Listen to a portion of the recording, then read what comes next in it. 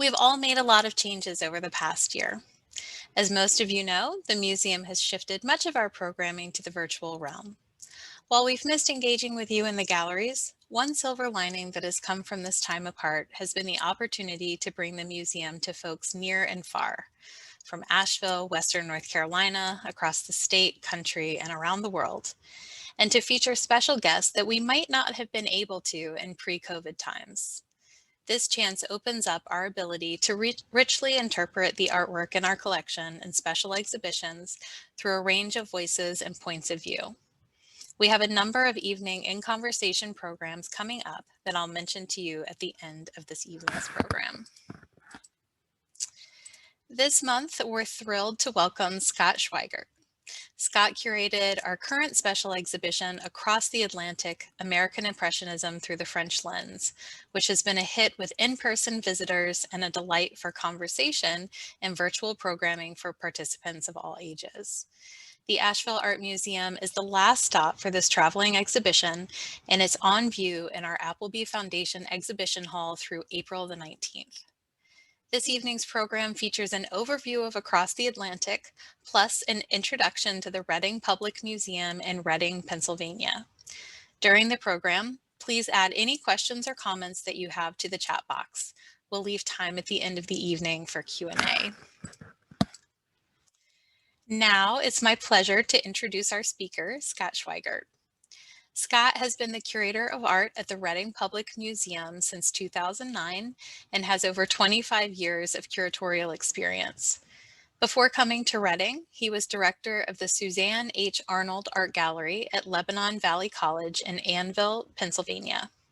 He has curated nearly 100 exhibitions, including ones on American Impressionism, of course, James McNeill Whistler, Louis Comfort Tiffany, Spanish colonial paintings, contemporary Latin American art, and installation art, among others.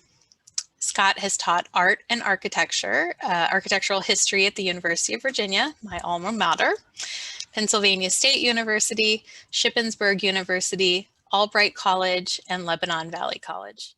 He earned an undergraduate degree at Dickinson College and a graduate degree in art history at the George Washington University, with additional graduate work at Pennsylvania State University. He has held fellowships at the National Gallery of Art in Washington, D.C., and the Metropolitan Museum of Art in New York City.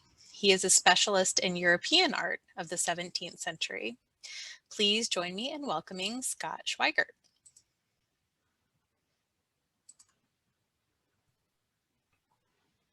Thank you very much. Welcome, everyone. It's great to be with you tonight, even if just virtually. I just want to give a shout out to the crew in Asheville for the fantastic job that they did under these circumstances. They did a heck of a job getting the show up on the walls and ready for in-person viewing. And even though I haven't been there in the flesh, I'm sure it looks spectacular and is a real experience for everyone. And I hope you all get the chance to see the show before it comes back north at the end of April. As Christy said, tonight's going to be kind of an overview of kind of the main themes of the exhibit and a way to kind of reinforce some of the themes that occur throughout some of the paintings in the exhibit and some of the commonalities that a lot of the artists share, especially the American artists. Again, as Christy said, if you have questions, please add those to the chat and I'll do my best to try to answer them. But in the meantime, I will share the slideshow.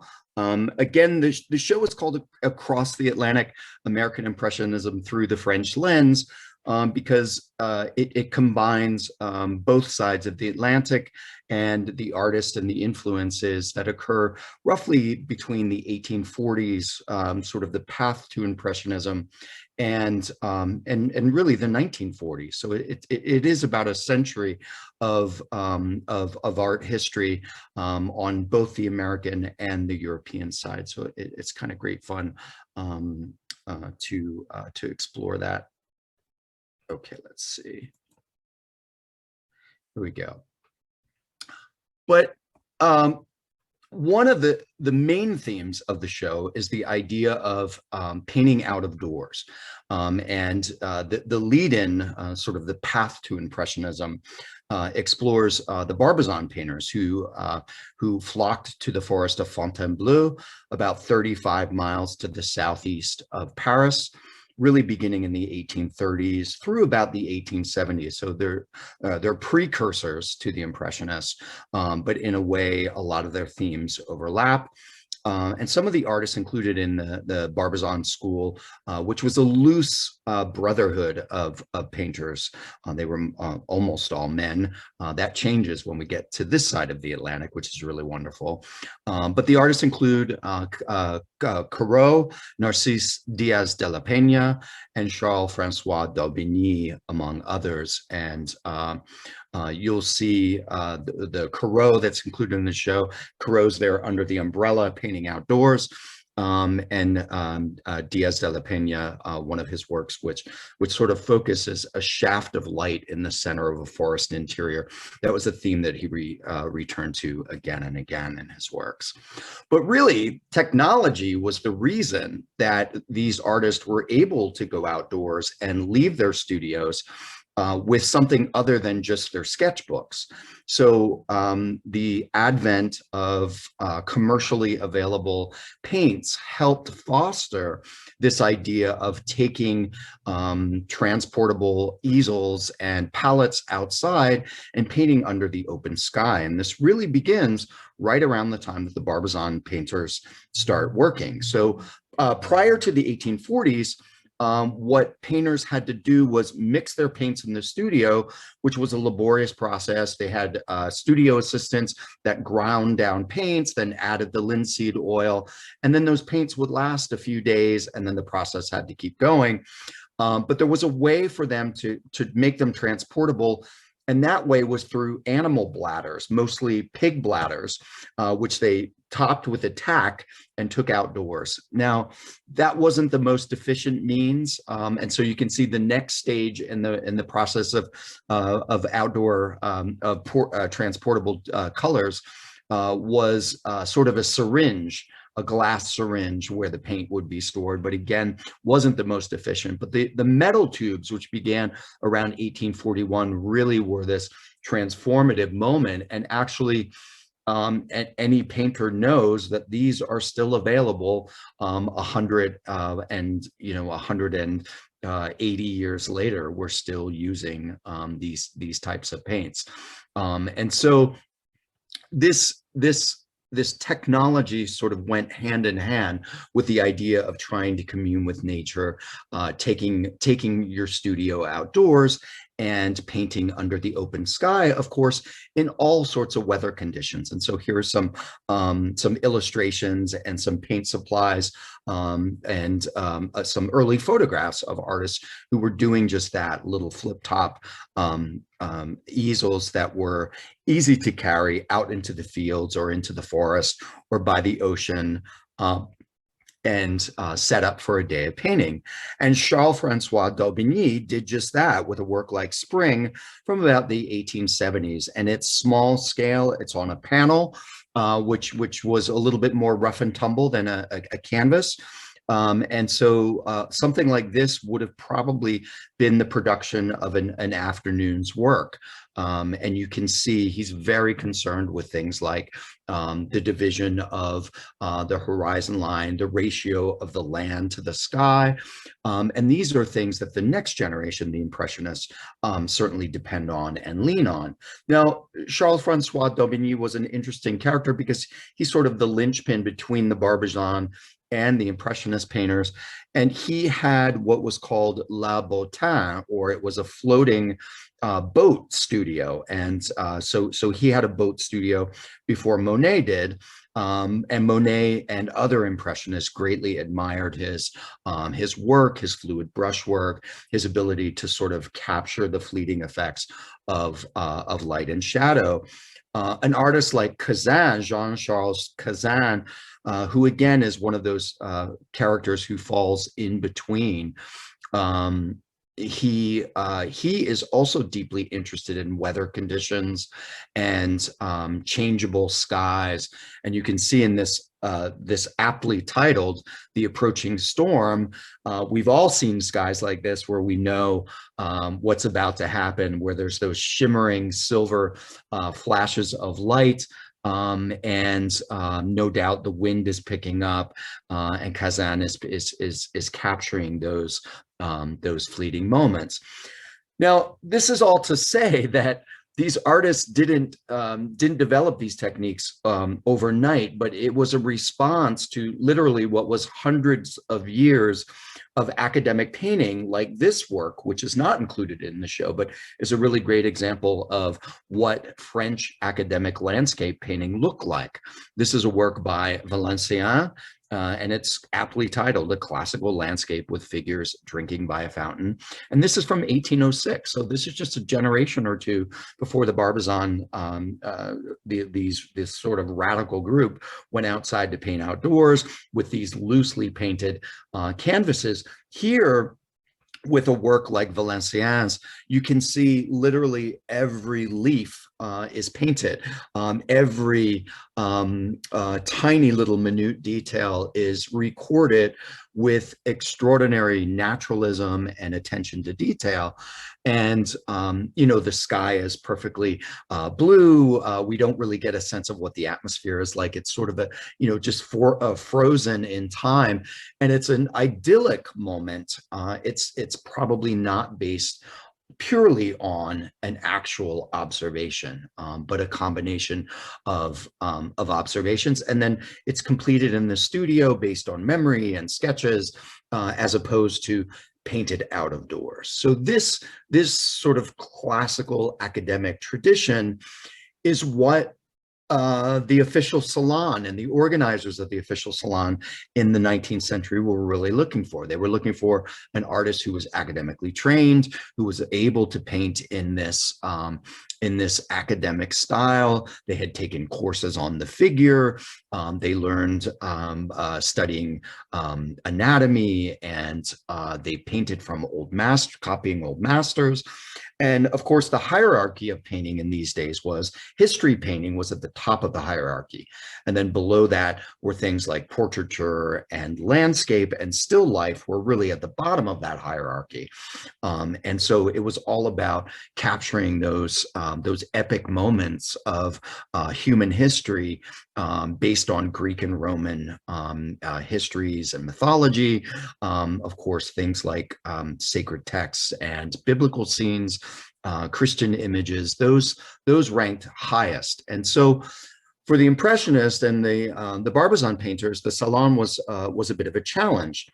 And so this group of radicals sort of decided that instead of participating in the Salon process, which had constantly been rejecting them and their sketchily worked canvases, they decided to do something totally different, and that was organize their own group exhibitions. And this began in the middle of the 1870s. So between 1874 and 1886, the Impressionists exhibited as a group, led by Edgar Degas, and Camille Pissarro and others.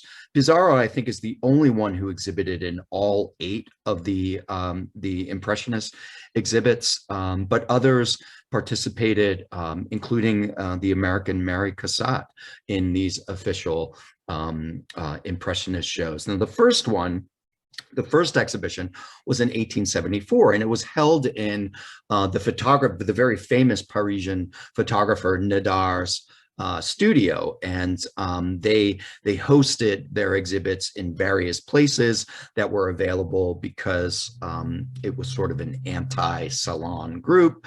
They had to sort of take what they could get in terms of their space. Now, this is the slide you've all been waiting for. Of course, this is the sort of bullet points of what makes Impressionism. And it's this 19th century art movement that begins as a loosely associated group of Paris-based artists whose independent exhibits brought them to prominence in the 1870s and 80s. The name of the movement, of course, is derived from the title of a Claude Monet work, which is called Impression Sunrise, which provoked critic Louis Leroy to coin the term that he published in a review in La Caravate. The characteristics of Impressionist painting include relatively small, thin, yet highly visible brushstrokes, bright colors, open compositions, and an emphasis on the accurate depiction of light in its changing qualities, often accentuating effects of the passage of time, and the emphasis on ordinary subject matter and the modern world around them. So they weren't painting Roman and Greek histories or mythological subjects. They were painting the cafe or Montmartre or the Seine or the countryside outside of Paris. These were the things that were interesting to them. And at the same time that Impressionism emerged in the visual arts, it was followed by analogous movements in other media, such as Impressionist music and Impressionist literature. Now, we're lucky to have 3 works by Degas included in the show, including The Bather from the 1890s, The Oil of the Laundress Ironing from the middle of the 1880s, which kind of show Degas' interest in a common, ordinary subject matter, laundry girls and girls of the bath. And we also know, of course, that he was interested in horses and jockeys and ballerinas. And opera and all of those things that were part of the Parisian social and cultural scene at the time. So these works sort of reflect that aesthetic, and a work like The Laundress also reflects the Impressionists trying to seek out inspiration outside of the Western tradition. And so the sort of unusual cropping, the strange point of view, or sort of elevated looking down on the laundress as she's busy on her doing her work. She doesn't even notice that the artist is there. She's kind of behind this veil of laundry. You can imagine the steam and the heat and the noise, the cacophony of sound that's around her as well. As she goes about her daily work. And, Degas says that he's interested in the repeated movements that the laundress makes. And so he studies the way that they move as they go about their daily work. Now, of course, laundry girls and bathers and ballerinas also have this kind of social gender element to them, where it's sort of the accessibility of women and the observation of a voyeur looking in on their world. And Degas was really sort of capturing that male gaze element as well, which is culturally and sort of socially very interesting as well. Now, the show also includes works by lesser known Impressionists who exhibited in these official exhibits that the group put on between the 1870s and the 1880s. An artist like Victor Vignon, for example, his summer landscape with haystacks from the mid-1880s explores the French countryside, and we always associate haystacks with Impressionism because of Monet's great series of the 1890s. If you've ever been to Chicago, they have an extraordinary collection of Monet's haystacks. The photograph here shows Vignon, whose leg is up on that bench with a group of Impressionists, including Monet, Cézanne, and others. Albert Leborg also exhibited in at least two official Impressionist exhibitions. This is The Banks of the Seine in Bercy, The Effect of Night from 1889. And this is a view of the Seine where the working horses are watering. You can see this is sort of the industrial outskirts of Paris. There's a steamer in the water, and you can see the bridges crossing the Seine. And then in the distance, you can see the towers right here of Notre Dame. Of course, the tragic fire 2 years ago brought that all to everybody's attention. But Le Bourg again exhibiting a few times with the Impressionists. Then there is the American expatriate Mary Stevenson Cassatt, who is a Pennsylvanian and who was born out by Pittsburgh, went to the Pennsylvania Academy of the Fine Arts in Philadelphia, the preeminent institution for studying art in the United States, and then went abroad, as most American students did at this time. But she stayed abroad, and she came into the network of artists that included Degas, who became her mentor. And so the show includes some of her most well-known subject matter, of course, mothers with children. And these were things that she had access to as a woman. As a man, she would have had access to any subject, the cafes and the nightclubs and all of those things. But women had to adhere to certain levels of societal norms. And so Cassatt's subject matter differed from her male counterparts. This brings us to Monet and to his sort of enclave at Giverny, which is outside of Paris. The Hôtel Baudy near Giverny became a magnet for international artists, including Americans Willard Metcalf, John Leslie Breck, Theodore Robinson, and others to sort of come to study with Monet and to see the gardens and to paint there. And so this sort of colony of international artists. So Impressionism, of course, is not just an American and a French movement. It's literally international. There are Spanish Impressionists, there are Dutch Impressionists, there are English Impressionists, there are Australian Impressionists, there are German Impressionists, all over the world. And so Paris is at this time the capital of the art world, and Monet is among the leading figures. And so here he is in his Giverny studio around 1920, sort of holding court among the water lilies. This painting was actually included in the exhibit when it was here in Reading, from the Denver Art Museum, and it is Willard Metcalf's 10-Cent Breakfast, which includes artist Theodore Robinson and the writer Robert Louis Stevenson and others who came to Giverny to embrace this new style, to learn from the master, and to connect with other artists who were contemporaries and who were interested in capturing the same things. John Leslie Breck also came to Giverny, and this is his In Monet's Garden. This is from the Terra Foundation in Chicago, and the aforementioned haystacks by Monet from the 1890s. Breck did a series of haystacks as well, based on Monet. Now, the Americans who came to Europe to study, generally they would study at an academic institution. So the Academy of Design in New York City, or the Corcoran in Washington, D.C., or the Pennsylvania Academy of the Fine Arts in Philadelphia. And then they would spend time abroad, ideally a year or more.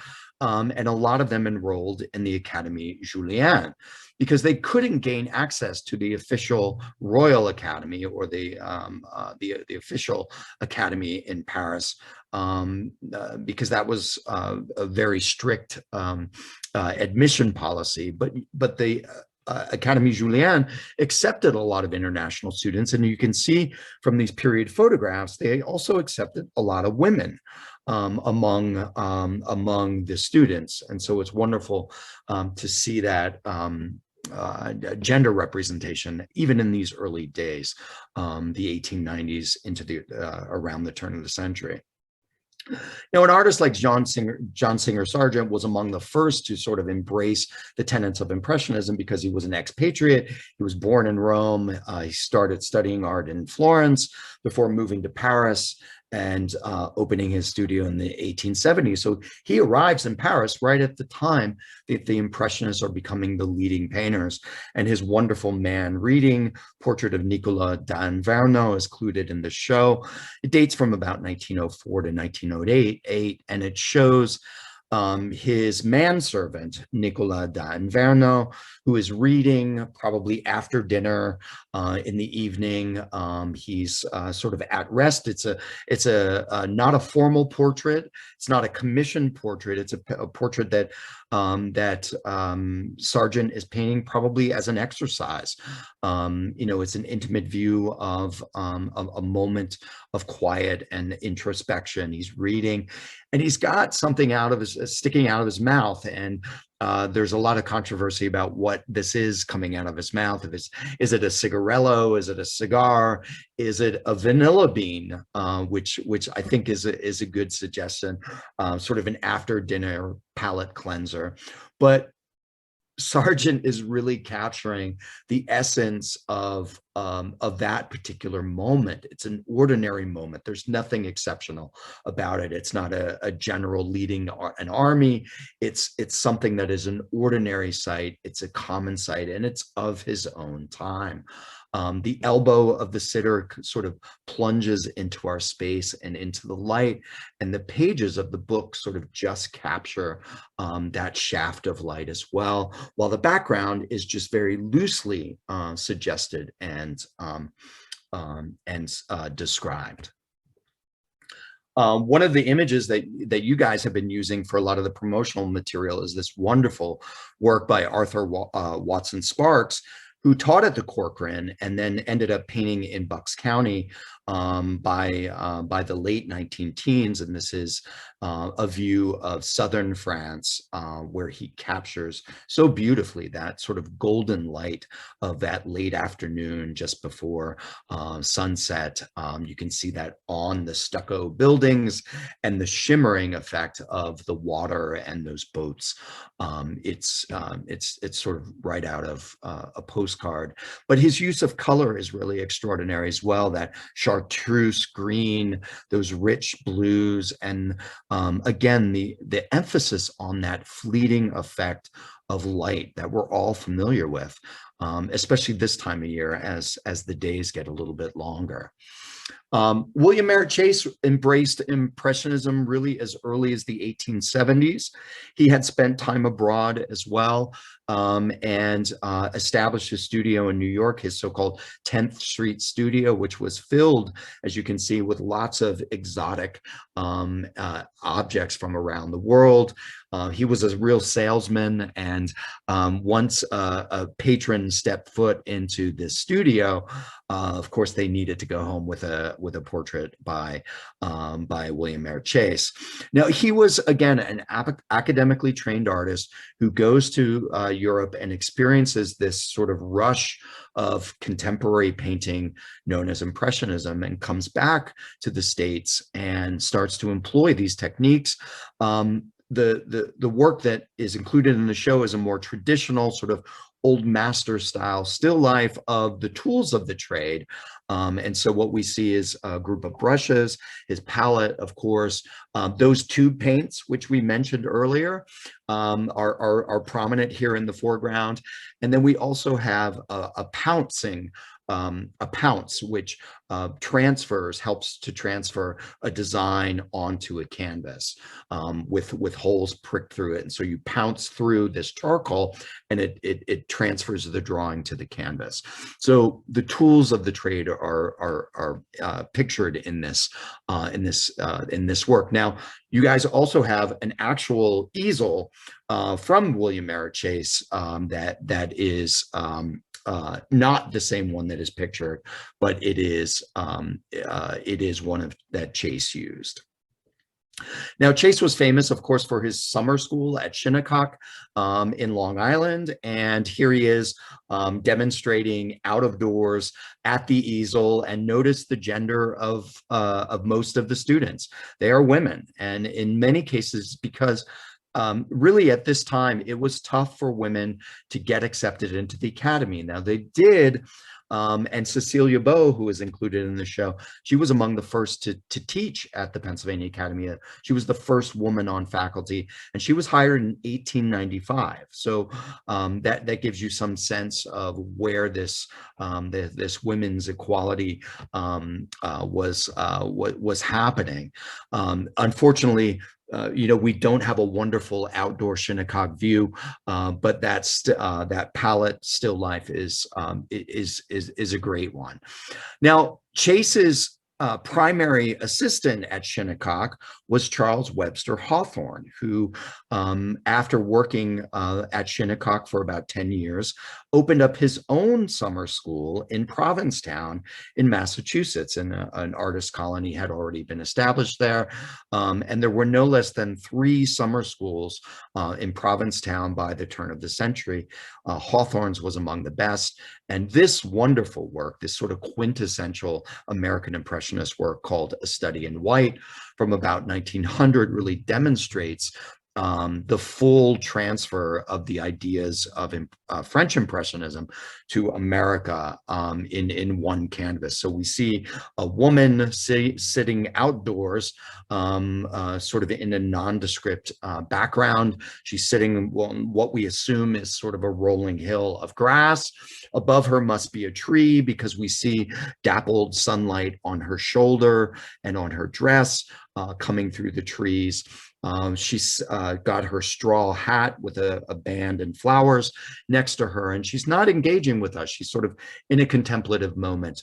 The remarkable thing, though, about this painting is that it is signed to my master, William Merritt Chase, and then it is signed by Charles Webster Hawthorne on the bottom. So you can see that this was a work that he painted for Chase as a thank you, maybe for his years of tutelage, or maybe for taking him on as his primary assistant at Shinnecock.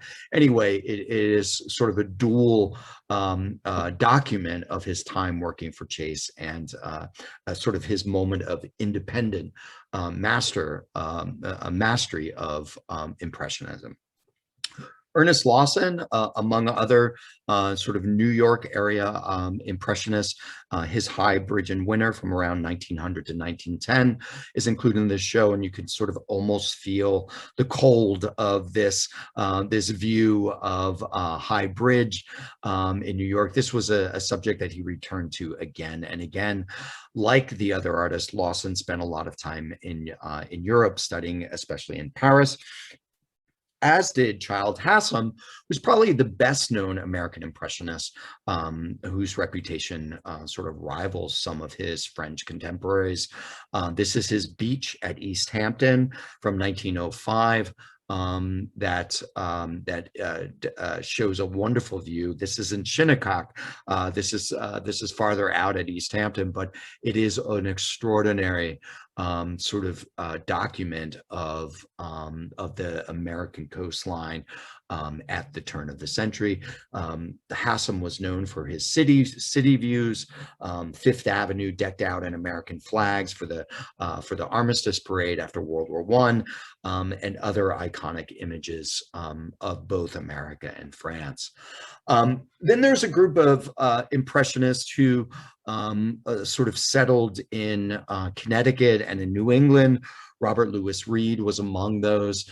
This is his Apple Blossoms from 1900 and Summer Breezes from around 1910 to 20. Again, a woman in a white dress. The title suggests the movement of air. We have this sort of unusual raking point of view. We're looking up the hill at a woman whose diaphanous dress is blowing in the wind. She's got her hands on her hips, and sort of giving us an impression of, again, this fleeting moment as the clouds, you can almost see those clouds moving across the sky.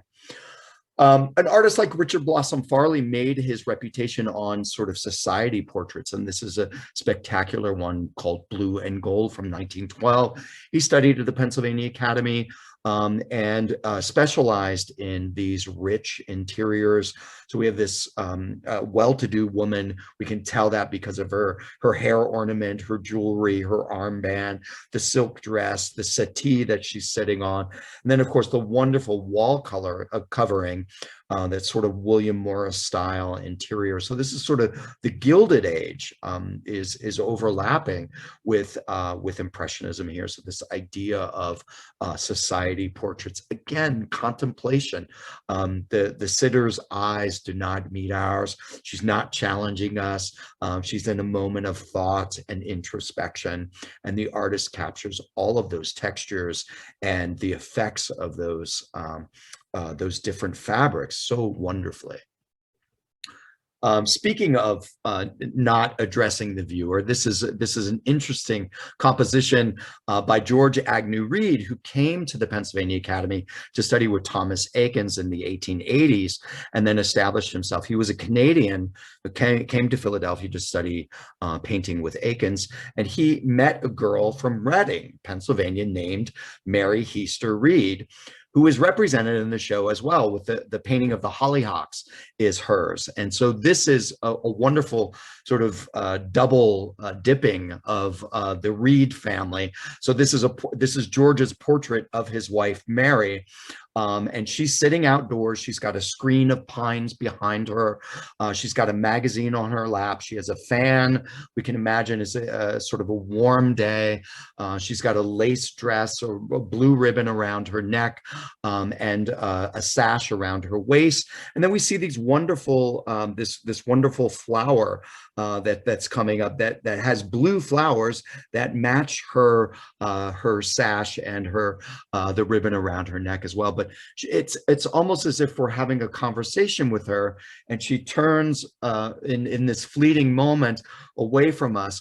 The light that's falling on her hair, on her shoulders, again, we get the sense that it's dappled through the trees and is falling on her shoulders, her hair, and the back of her neck in a way that really mimics the way sunlight hits figures in nature.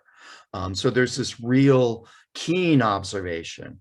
Now, the American Impressionists aren't only interested in landscape. They also are interested in urban settings. And so a work like this by Paulette van Roekens, Towers in the Mist, shows South Broad Street in Philadelphia after a rainstorm, and it dates from 1925. So we see automobiles and we see electric street lamps, but we also get the sense of atmosphere. Those sidewalks are covered with water. There's rising steam coming up because of the rainstorm, and we can see the tower. Here is the tower of City Hall, right on right sort of at the terminus of North Broad Street, that you can see in this contemporary photograph. So the city and the urban setting is just as important. Now, an artist colony outside of Philadelphia formed along the Delaware in Bucks County, and these artists are generally known as Bucks County or New Hope Impressionists, and they were led by an artist named William Langston Lathrop, and his Muskrat Hunter from 1908 is part of this exhibit. And here's Lathrop in the middle of a group of students, mostly women, who came out from Philadelphia to the countryside to paint the landscape along the Delaware River. The Muskrat Hunter by Lathrop is really an exercise in tonalism, a very narrow range of color. And everyone says, where's the Muskrat Hunter? Well, he's right here in the creek, making his way through this sort of barren landscape. Now, shortly after Lathrop moved to Bucks County, Daniel Garber, who taught at the Pennsylvania Academy of the Fine Arts, moved there as well. He bought a farm and studio. Here he is painting at his studio, and his Goat Hill from 1930 is included in the current exhibition. This is an extraordinary painting as well. It's a view from the Pennsylvania side looking across to the New Jersey side of the river. And you can see, again, he's painting it late afternoon. So there's that golden light on the hill across the river. And the near shore is in cool color. So we see blues and violets, and this fence sort of demarcates the separation between both of those sides. This wonderful tree that's silhouetted against the river as well. A lot of people don't notice the two figures who were down here chatting by the fence, because your focus is drawn across that river to that wonderful salmony golden color. You can see the quarry, and you can see cottages and homes along the hill as well. And so the technique that he uses is really based on light and color to sort of pull you into the composition. Now, he does a little bit of a cut and paste job. That quarry is not located there. It's farther down the river, but for his purposes, he brought it up to make for a more interesting composition.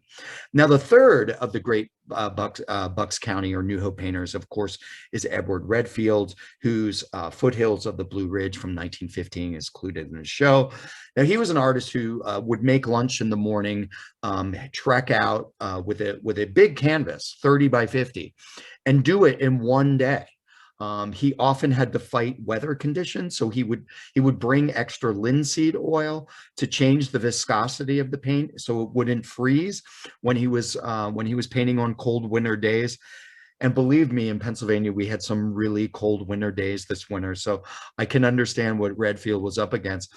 But he'd come home many days with his lunch uneaten, so he would just work all day long and come back with a finished composition.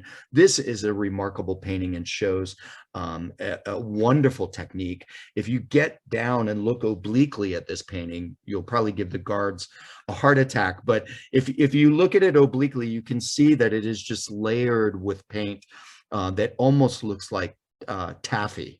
It's vibrant, and it looks like it's just been put there, even though it's been there for 100 years. Follansbee also painted in New Hope, and his is one of the few nocturnal views in the show. And these painters were not afraid to show industry alongside of nature. And so we see smoke rising, we see smokestacks from a factory, we see lights and the reflection in the river, and of course, the snowy conditions along the Delaware as well. Follansbee is this handsome guy here who actually had a physical deformity. He was in a wheelchair, and when he and his buddies would go out and paint plein air, he would piggyback on the back of one of the other painters as they made their way into the forest or into the fields and the countryside. So there's photos of him piggybacking along. The Delaware was important to this group of Pennsylvania Impressionists, and this is Robert Spencer's The River from March from around 1918. Spencer was an artist who always thought a painting looked lonely without a building, and so he was enamored with industry as well. I call him the Van Gogh of American Impressionism, because you can see his remarkable brushwork, the vertical of the grasses, the horizontal of the river, and then the vertical of the hill in the background. Again, this wonderful contrast. So industry and nature side by side is a theme for not just the Pennsylvania Impressionists, but an artist like Twachtman, who painted in New York and in Koskov in Connecticut, and who studied in Munich, and in Venice and in Paris. This is New York Harbor, a sort of moody coastal view from around the 1870s. So this is very early, right after he gets back from Europe and his experiences there. Other New England Impressionists include Chauncey Foster Ryder, who's early April. This is just around the bend, I promise you. The florals, the floral trees are blooming here in Pennsylvania. So again, this rural scene capturing the essence of not just the time of year, but the time of day, the sort of the rainy conditions of April. And then an artist like Henry Ward Ranger, who established an art colony in Old Lyme, Connecticut. It gives us this luminous seascape with those golden striations of clouds in the sky, sort of counterbalancing the horizontality of the sea, which is such an important part of the New England coast. Weather conditions in New England are much better than in Pennsylvania. And so an artist like Mulhaupt's February Sun from 1915 captures, again, the cold atmosphere. And each of these artists really has their own voice, that their own brushstrokes bring to their work.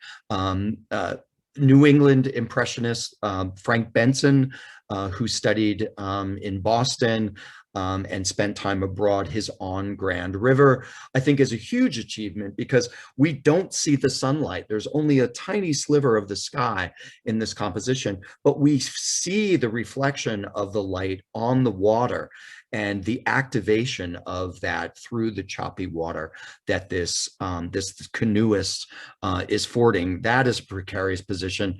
Everyone says don't stand up in a canoe, but this guy is challenging that notion. And then there's Charles Gruppe, who was a Canadian-born artist, studied a lot in Holland, not a surprise, based on this composition. This painting actually was shown in the Paris Salon of 1908. So by 1908, these Impressionists began to break through and get works accepted into the Salon. And this one was featured in that 1908 exhibit. Speaking of Reading, this is Mary Heaster Reed, who was the subject of George's portrait. This is her hollyhocks in the center. This is Mary in her studio. And this is a work by John Leslie Breck of Giverny and Monet's studio. So gardens were important to the Impressionists because of Monet. And so this hollyhocks is probably a garden in New York State, but again, captures that fleeting moment of summer blooms in a garden that we all hope for. It's just around the corner. And then I'm going to end with Colin Campbell Cooper's work called The Lotus Pool, El Encanto in Santa Barbara. And this does show, this kind of comes full circle from Monet's water lilies, seen here from a work that's at the Philadelphia Museum of Art, the Japanese bridge and Monet's water lilies, to Colin Campbell Cooper's in the 1920s of a California view that you can still see. So this is a contemporary photograph of that lotus pond. Here it is in the 1920s in a work that's also included in the show. But I thought I'd end with just a little bit about the Reading Public Museum, which was founded in 1904 with a purchase of things from the St. Louis World's Fair. And we opened our doors in 1913 to the general public. That was also the first year that we started collecting artwork, 1913. So we've been an art and cultural museum for over 116 years. We have collections that range from the ancient Greek and Roman and Egyptian world. We have a Ptolemaic mummy. Her name is Nephrina, and she's been here since the 1930s.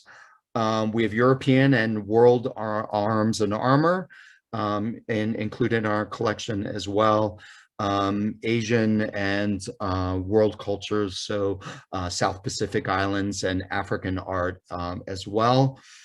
European art really from the late Middle Ages through contemporary. So this is a view of a Tintoretto painting of the Raising of Lazarus, which is in our European galleries.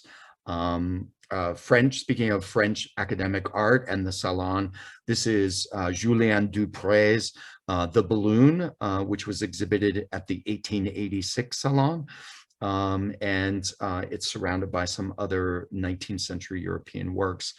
Our American gallery includes sculpture and landscape, really late 18th century through early 20th century artwork.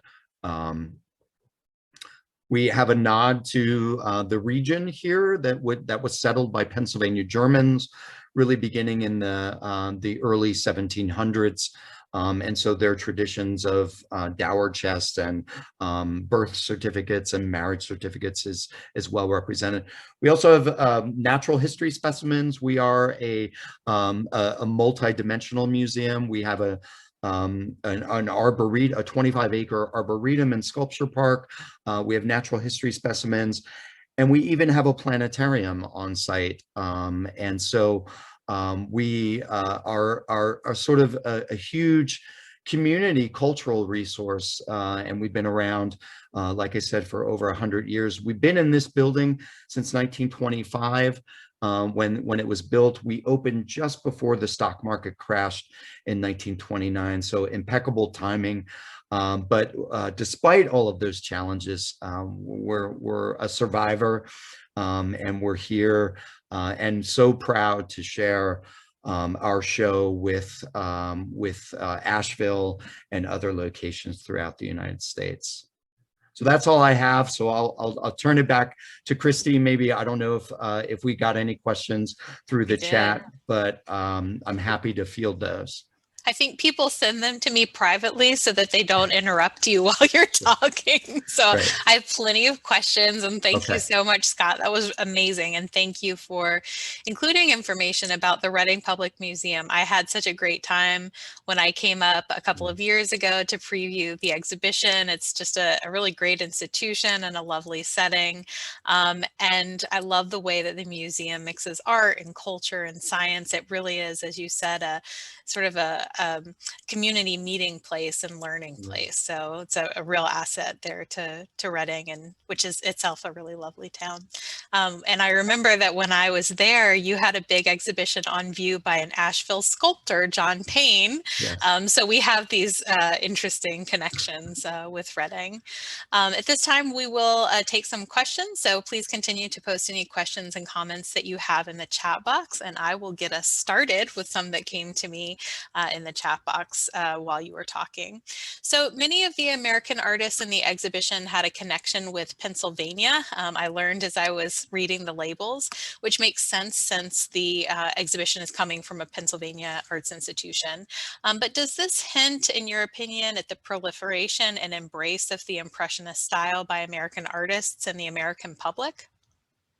Yeah, actually, American collectors were among the first to embrace Impressionism, and a lot of Americans bought French Impressionists. Actually, so many Americans that the leading gallery that represented the Impressionists, Durand Ruel, opened up a branch in New York because he was selling to so many Americans. And so that's why the Metropolitan Museum of Art, the Art Institute of Chicago, the Boston Museum of Fine Arts have such deep holdings in French Impressionism, because we were buying them first.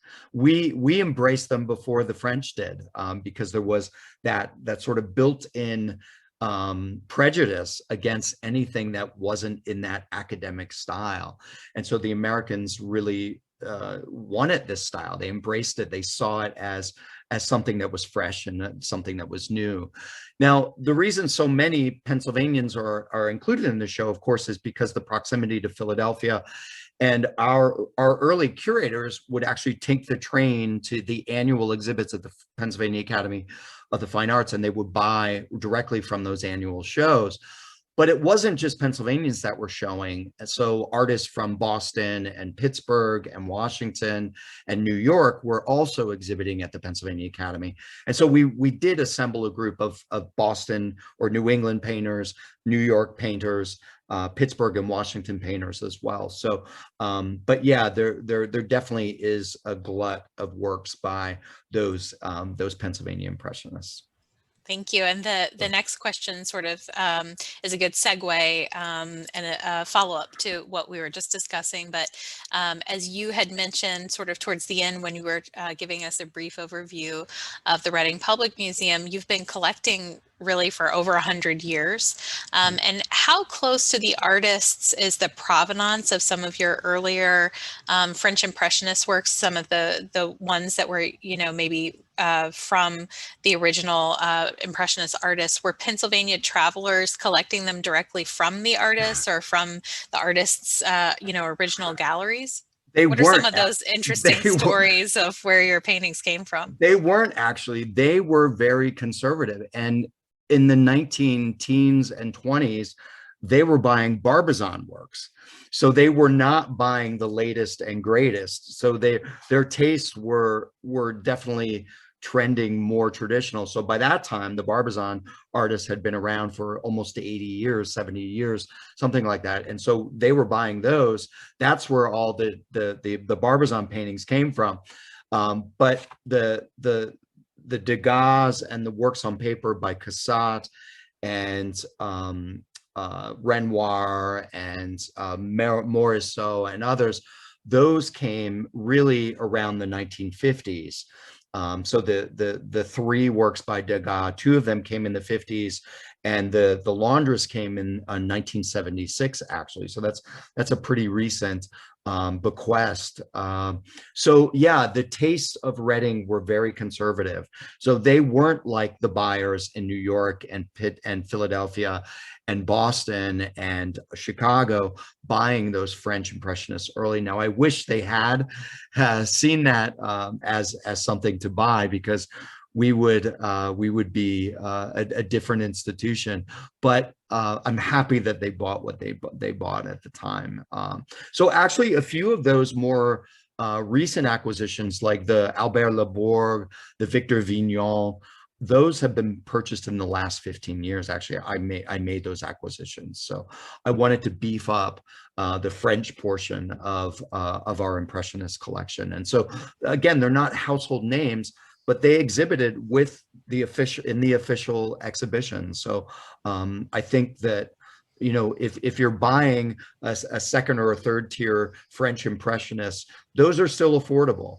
If you're buying Pissarros and Monets and Renoirs, you better have deep pockets. Yeah, just forget about it. Wait for it to become a gift to the museum. You've come to the party too late. Right. There were several comments in the chat box about these wonderful photographs and the other ephemera that you were showing alongside the paintings. And I was just wondering, they provided really great context. And were they part of your archives at the Reading Museum? They're not, no, they're sort of fair use images. But yeah, for me, it's one thing to look at a painting and talk about the formal qualities to it, but to actually see Sargent painting at an easel outdoors, or Corot doing the same thing, that just adds so much value. And I think, for me personally, I like to see a face attached to the story. And since this exhibit is so much about artists and their training and their experience, studying art and then going abroad and absorbing those influences from Europe, and then bringing them back to America, and then sort of reinterpreting those styles here with their own twist or their own vocabulary. That to me just makes for a better slideshow. So that, yeah, I wish we had archives like that, but unfortunately we don't. I'd never seen a photograph of Corot before, and he looks like nothing I imagined him to. Right. Well, it's amazing too to think that photography's been around since 1839. So there are photographs of most of these artists, which is amazing on its own. You keep setting me up for my questions. Micah Jean had asked, what is the dynamic between Impressionism and the then emerging art of photography? Yeah, there's definitely a relationship because Degas was a photographer and used photographs, but really going back to the 1880s, artists like Thomas Eakins at the Pennsylvania Academy was photographing and using them, using the elements of cropping and compositional techniques, the spontaneity of a photograph. I mean, in those days, photographs weren't that spontaneous. It took a while to have the exposure process. But yeah, there's definitely something about those two technologies working, and it, just like the technology of the tube paints working in favor of the Impressionists and their techniques. So yeah, photography and things like Japanese woodblock prints, sort of seeking something outside of the Western tradition. So a lot of many of you know that Degas and others collected Japanese prints, and those influenced their compositional motifs as well. So good question. Yeah, some used photographs as aids to memory or for compositional motifs as well.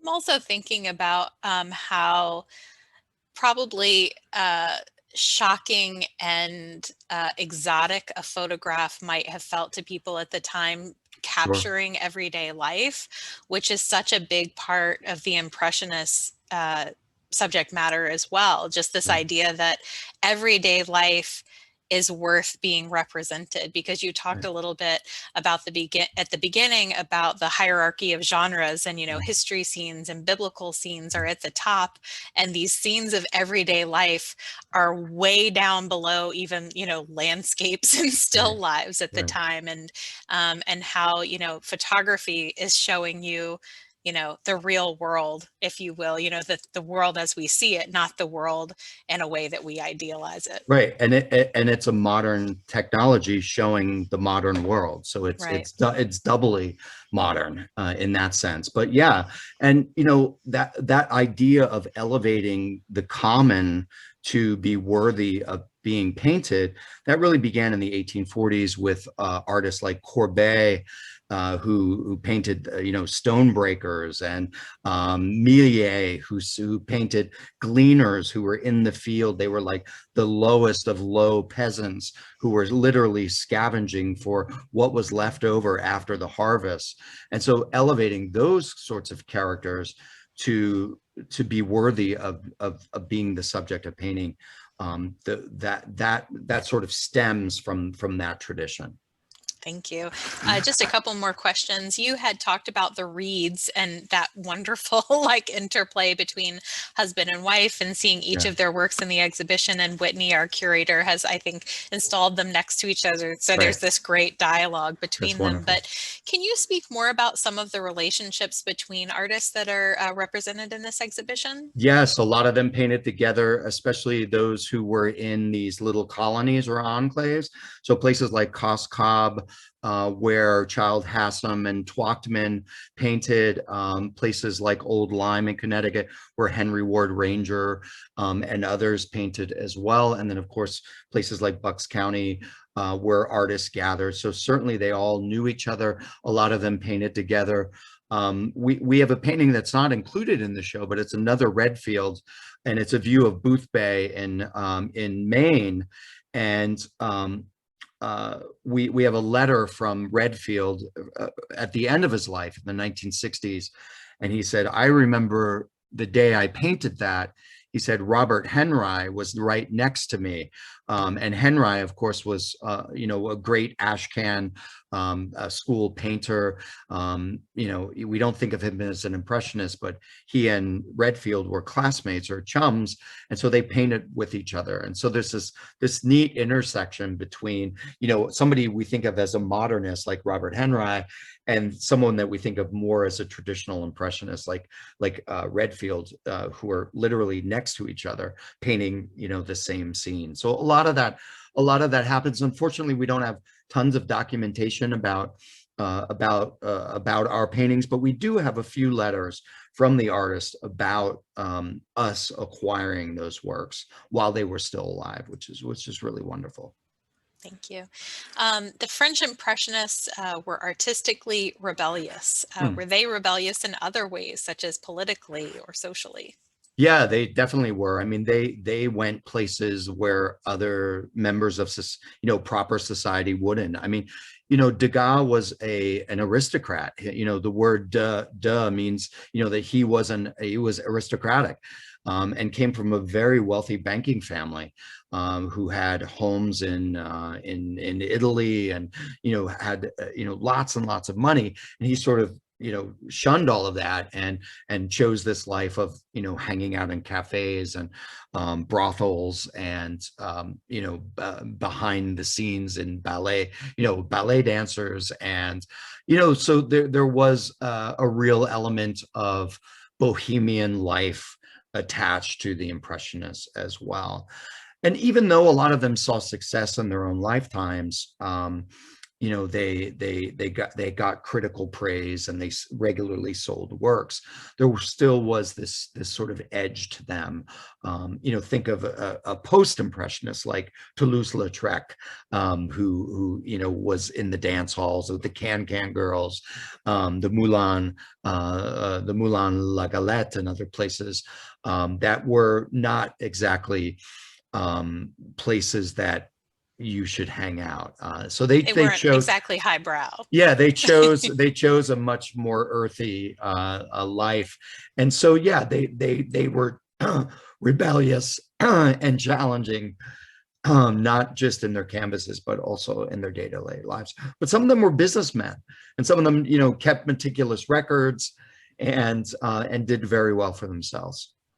Great. I've got one last question Right. for you. I think Meredith is probably feeling like all of us are. We're ready now to sort of move forward with our lives as soon as we can. And she's wondering if you can recommend some other museums where we can see some of the artists that you've talked about this evening.